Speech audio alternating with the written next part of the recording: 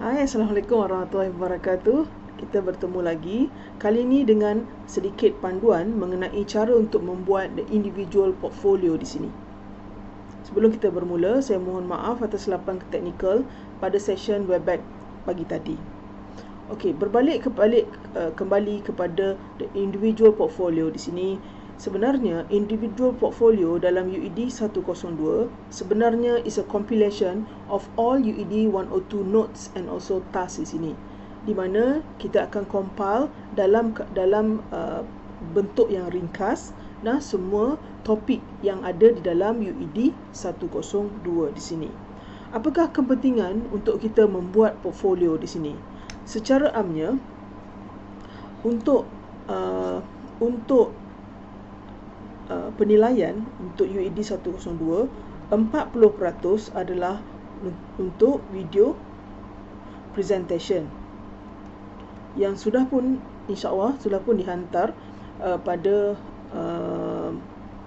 beberapa minggu yang lepas di sini. Dan 60% lagi adalah untuk portfolio di sini. 60% lagi adalah portfolio di sini. Dan dia menjadikannya 100% di sini. Jadi kita tengok macam mana untuk membuat portfolio yang baik di sini pada hari ini ya. Okey. Seterusnya, apakah yang ada ataupun apakah yang sepatutnya ada di dalam portfolio tersebut?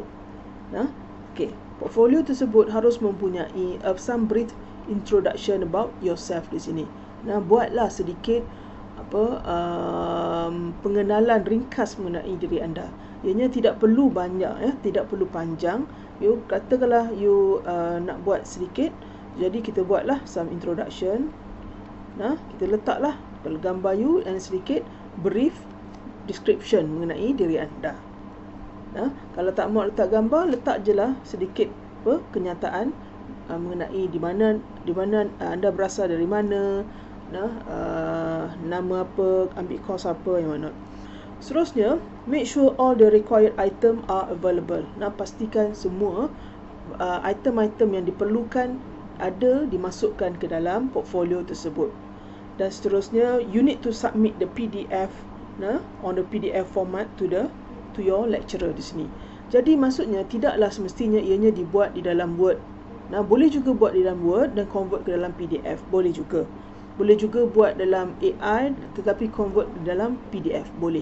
Asalkan submissionnya adalah dalam bentuk PDF dan hanya satu submission sahaja. Maksudnya dia kan ada banyak topik so kita compile menjadi hanya satu sahaja submission. Penghantarannya adalah satu file sahaja. Okey. So di sini mana kita nak dapat semua maklumat tambahan untuk portfolio tersebut? Where we can get all the information di sini. Saya sudah memberi link di sini ke dalam hebahan yang lecturer anda bagi di sini ya. So ini di dalam, jika you klik link tersebut, di dalam hebahan tu ada, jika you klik link tersebut, you akan dapat kesemua, dia akan bawa you kepada Google Drive di sini, di mana dia ada nota dan juga recorded session untuk setiap satu topik di sini. So ada lagi 2 topik lah, topik 6 dan topik 7 yang belum diletakkan di sini. Jadi dekat sini you boleh ambil di sini. Di sini juga ada textbook dia.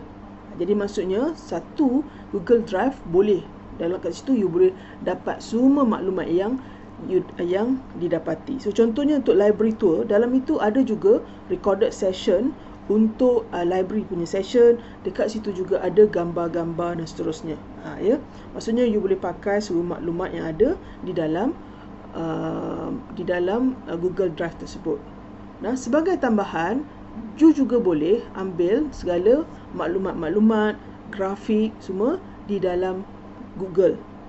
Dalam Google. Jadi kita boleh ambil Google image mana yang sesuai dan masukkan ke dalam portfolio untuk lebih kreativiti di sini.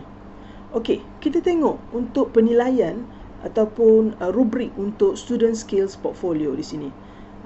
Kalau kosong tu maksudnya tak ada langsung lah kita hantar di sini. So tengok nombor 49 ke 59. So tengok dia ada 6 required item di sini, ada yang tak ada di sini. A significant numbers of required item are missing. Jadi apa appendix yang diperlukan tidak ada. Jadi ianya adalah tidak cukup lah di sini ya.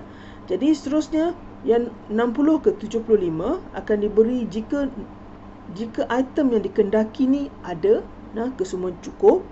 Jadi student display the concept of understanding, the some understanding on the concept of the item, dan juga items are introduced. Jadi introduction are very important di sini. Seterusnya untuk 75 ke 89 di sini kesemuanya ada, termasuk ada sedikit pertambahan di sini. Seterusnya student display a general understanding, so itu. Dan seterusnya item are introduced and well organized. So ini setiap satu topik ianya dijelaskan sedikit, and showing interconnection between item. Sini lembar kemas. So macam mana pula kalau dengan 90 ke 100? So di sini di mana semua yang diperlukan, all the required items are included, tetapi ada juga yang ditambah. Seterusnya untuk konsep, the student display a significant understanding of the concept, and lastly the overall presentation of the portfolio item is clearly introduced, well organized, dia nampak kemas, and also creativity display. Maksudnya tidaklah semestinya ianya diambil daripada buku saja. Dia mungkin boleh diambil daripada soalan daripada Google di sini. Jadi untuk dia tidak ada sebarang format dalam berapa page and also berapa apakah muka surat ataupun berapa muka surat ataupun kita punya font yang akan dipakai, tidak jadi masalah. Tetapi janganlah terlalu pendek dan janganlah terlalu panjang di sini. Kalau we are talking about the introduction, make it short di sini. Pastikan ianya sikit sahaja. Jangan beratkan diri anda sini ya. Okey. Untuk student skill portfolio, ini adalah sedikit checklist lah di sini. Tetapi checklist ini tidak perlu dimasukkan ke dalam portfolio. Tapi jika nak masukkan boleh, tapi tak ada apa, dia bukannya ada apa-apa pun. Ini adalah sebagai checklist saja ya. Seterusnya yang pertama, kita hanya memerlukan 5 saja. Previously memang panjang. Kita ada organisation, ada concentration skills and what not, panjang. Jadi saya sudah kecilkan kepada hanya 5 item saja yang diperlukan di sini. Hanya 5 item yang diperlukan saja. So ini kesemua tidak perlu dimasukkan ke dalam portfolio di sini. Hanyalah sebagai rujukan sahaja. Okey. Untuk cover page di sini, jadi kita kena ada faculty of nama faculty you lah, ya. Itu nama diploma ke ataupun pasca diploma ataupun pra diploma di sini. So inilah student skills. Sini nama prepared by nama lecturer. Kalau tak tahu nama lecturer, pergi tanya dia ya. Pastikan nama lecturer tu ditulis dengan betul. Nama lecturer tu ditulis dengan betul. Tak ada siapa pun dalam dunia ni suka nama dia ditulis dengan salah di sini. Jadi tanyalah lecturer tu, nama betul tak saya tulis di sini, ya. Okey, so date-nya adalah pada 28 hari bulan lah, tarikh akhir penghantaran di sini. Okey. So sini apa yang kita perlukan, sedikit kekemasan, betul? Jadi kita perlu untuk tulis untuk table of content di sini. Basically we have 7 topics. Kita ada 7 topik dan juga di sini sedikit some introduction about yourself yang saya kata tadi, and sedikit conclusion di sini. Jadi kita kena ada 7 topik di sini. Tapi topik tu tak adalah nak cerita panjang sangat. Very brief introduction for every topic di sini. So this is the example. Dia ada tulis table of content, ni page berapa, di page berapa. So senang you nak check di sini. Jadi kena ada page number lah di sini ya. Mudah untuk lecturer you untuk menyemak. Kena ada page number di sini. So seterusnya, yang pertama, you need to introduce yourself. Jadi introduce yourself ni sini tak payah banyak-banyak. Make sure ini adalah pendek saja. Kalau nak buat pendek lagi, tu saya tadi tu letak gambar you my name is Muhammad Aiman, I'm from Sungai Buloh, the course I'm taking is computer science. Okay, that's all. Hanya sikit satu paragraf ni pun tidak mengapa. Tidak mengapa. Jadi janganlah double spacing, make it a 1.5 spacing di sini. Okay. So yang pertama adalah get ready to learn. Jadi di sini dia untuk setiap satu topik dia kena ada introduction. Tapi introduction jangan panjang ya. Satu paragraf kecil sahaja. Satu paragraf kecil sahaja. Jadi semua nota-nota mengenai get ready to learn boleh didapati daripada textbook ataupun you boleh cari image daripada Google. Cari di internet, dan tengok image. Contohnya kalau dalam get ready to learn, dia ada topik transition from high school to university. Ada gambar kan? Jadi you taruh saja gambar tersebut. Jadi pastikan dia hanya satu saja. Maksudnya dia ada banyak nota dia ada banyak kan? Pilih salah satu saja. Katakanlah dia kata you nak ambil topik bahagian how to be a successful student. So dekat situ dia ada point-point, betul? Dalam bentuk point. Jadi you hanya senaraikan point tersebut. Jadi hanya pastikan dia hanya setengah page ataupun satu page sahaja. Jangan lebih satu page ataupun setengah page sahaja. So untuk di bawah topik 1 get ready to learn, dia ada learning style inventory di mana you kena jawab I prefer watching a video to reading. Jadi saya prefer untuk melihat video berbanding untuk membaca. So yes or no. So let's say you kata no, you prefer reading. So sing along. So ni kan you jawab sini, dan daripada jawapan tersebut kita tengok sama ada kita adalah bahagian visual ke, auditory ke, kinesthetic. Yang ini tak payah tunjuk. This is the optional. Ini adalah untuk you kenal pasti mana kategori learners anda. Sama ada anda adalah visual, auditory ataupun kinesthetic. Let's say you are auditory. Kata total ini adalah yang paling tinggi. So you adalah the auditory. So you tulis learning style inventory di sini. You ambil gambar dekat dalam Google mengenai auditory learner. Ambil gambar telinga ke apa ke. Gambar telinga ke, dan tulis dia punya your learning strategy. Your learning strategy. Macam mana nak tahu learning strategy ni? Dekat sini. Dia ada senarai learning strategy yang boleh digunakan. Katakanlah ada setengah orang dia adalah mix tau. Dia boleh dengar dan dia juga boleh pegang. Boleh dengar dan dia juga boleh pegang di sini. Macam kalau saya adalah kombinasi kedua-duanya. Sama ada saya dengar ataupun saya pegang di sini. Contohnya kalau untuk orang yang ada dua-dua, maksudnya dekat sini pun berat, dekat sini pun berat. Maksudnya sama-sama berat. Jadi dia mungkin boleh pilih di sini. Mungkin dia kata dia boleh ambil recite the main point. Okay, ini mungkin take note as you read. Mungkin construct diagram. Di sini mungkin take end of the chapter and online prepare test. So my learning strategies adalah recite the main point, take note, construct diagram, take end of the chapter and online. So di sini mana yang sesuai dengan diri anda. Berdasarkan learning style di sini. Boleh senang di sini. So sini kita tengok contoh. Di sini. So sini I prefer to use auditory and kinesthetic in my learning, but I am more to visual style. So sini dia tengok, dia kata dia prefer tapi dia adalah lebih pada more. So sini here's my few skill ataupun few learning strategy. So dia tulislah apa dia punya learning strategy. Just a simple one di sini. Jadi ini kalau tak masuk pun memang tak apa. Kita hanya nak tahu you adalah jenis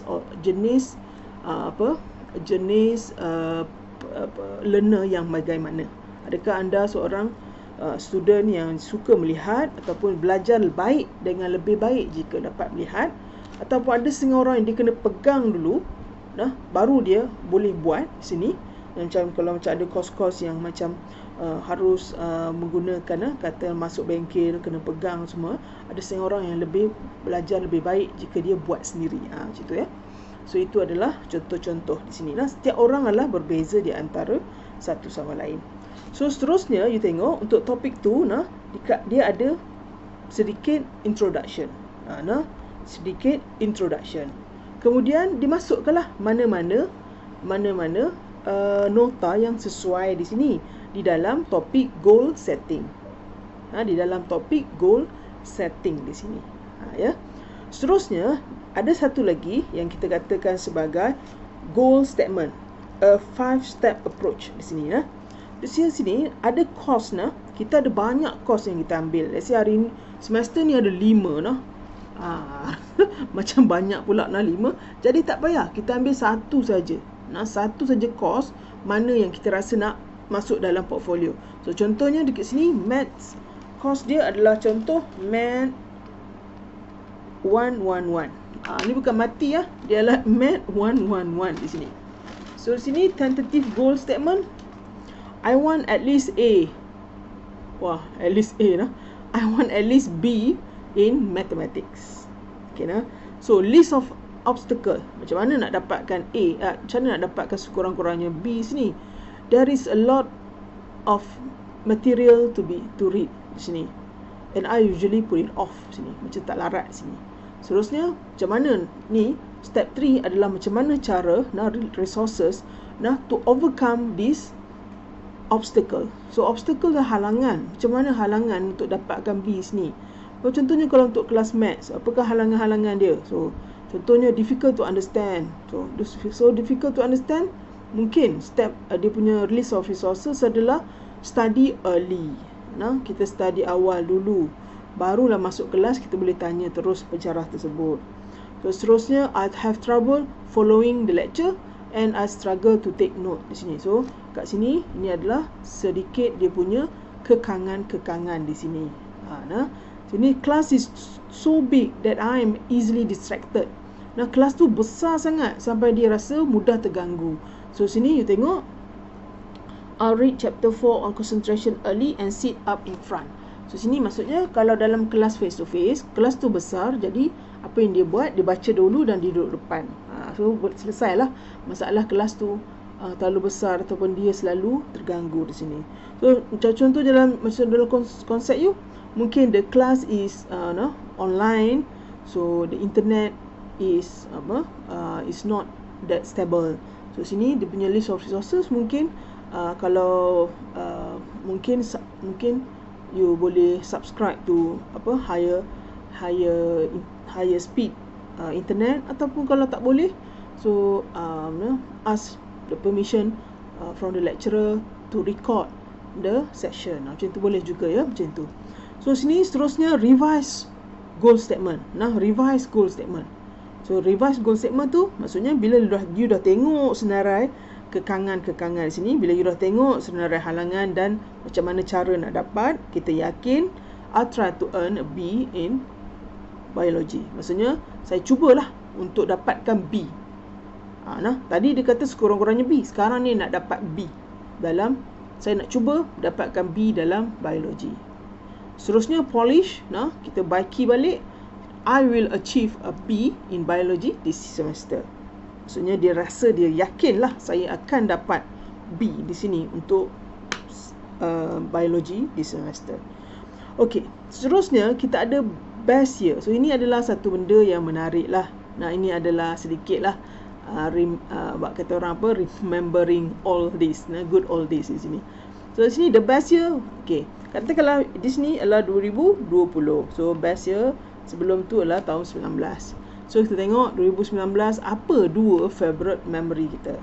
Apa dua favorite memory kita. Seterusnya apa 3 perkara yang kita selalu rasa bersyukur pada tahun 2019. Seterusnya one hard lesson I learned, apakah pengajaran yang saya dapati, dan juga one thing I did on this year that I'm proud of di sini. Pada tahun 2019, apakah satu perkara yang saya buat yang saya bangga? Mungkin SPM bagus ke, ataupun saya bangga kerana mungkin saya start semayang jemaah ke, tak ada satu benda yang bukanlah academic related, something yang benda yang lain di sini. So seterusnya, 3 places I wanted to go dari 2020. Ni apa yang perkara yang 2020.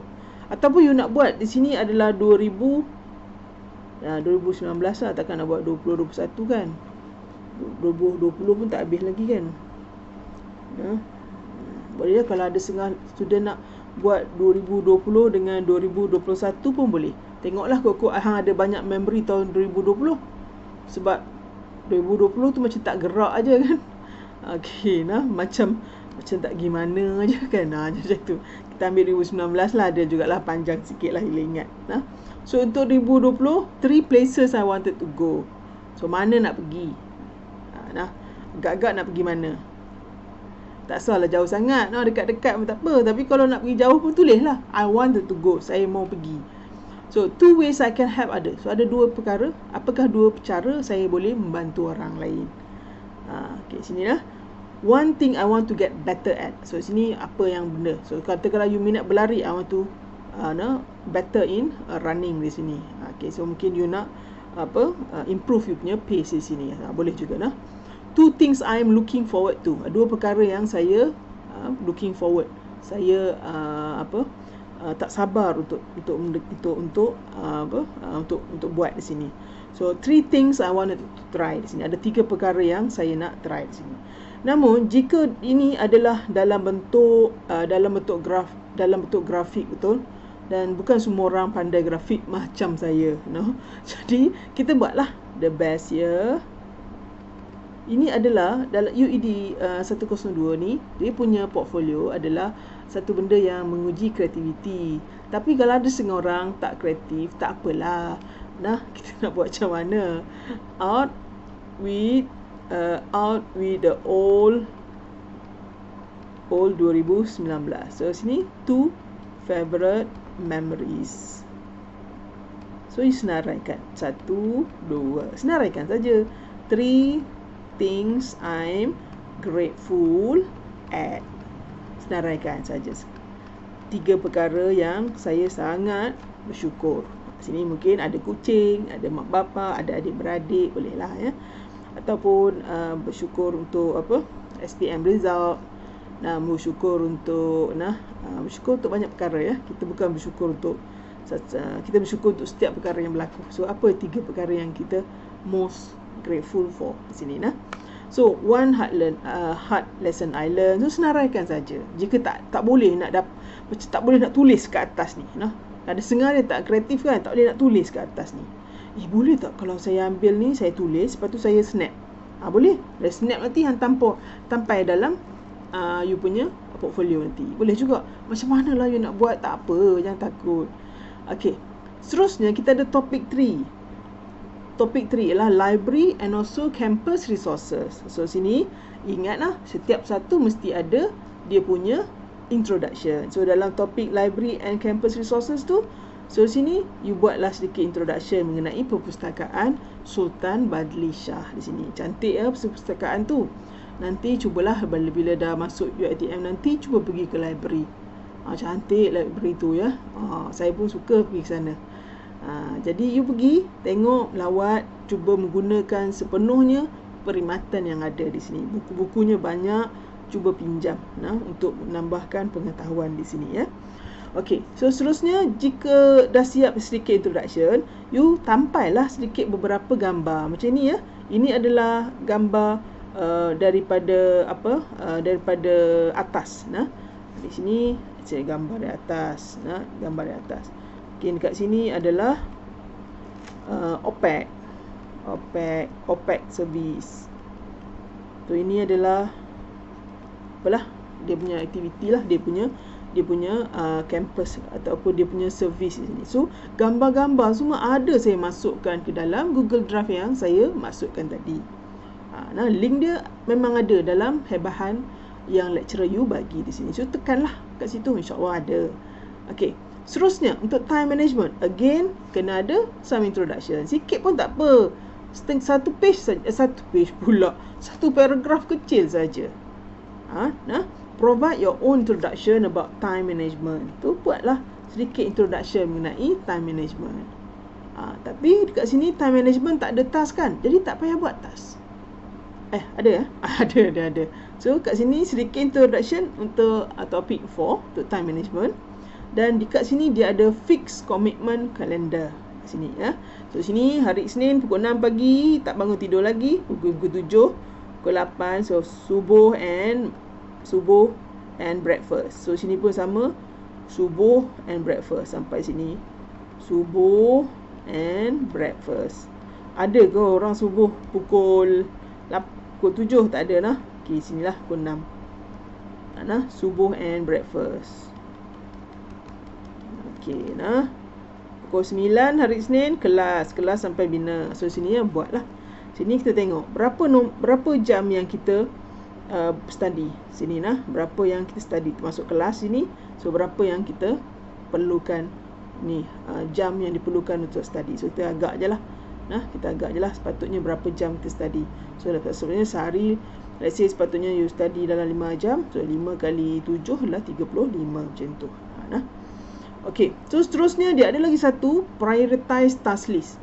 Sini kita akan tengok apakah task-task yang penting. Contohnya kita ada test 2 Math 111. Test 2 Math, test 1 Math 111. Due date dia bila? So assignment